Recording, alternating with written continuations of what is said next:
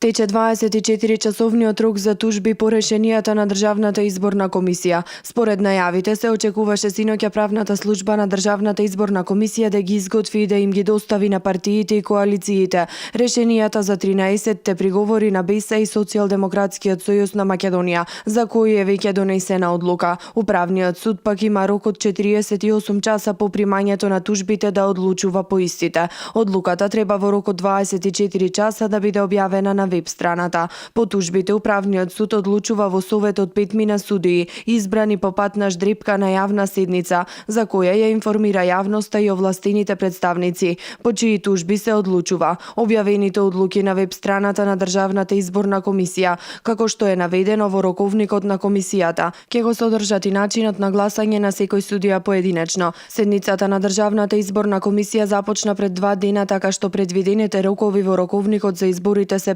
пролонгирани. Според тоа, конечните резултати би можело да бидат објавени најдоцна на 21 декември, откако ќе бидат познати одлуките на управниот суд и доколку нема прегласување на некое избирачко место. Доколку има прегласување, истото ќе се одржи на 25 декември.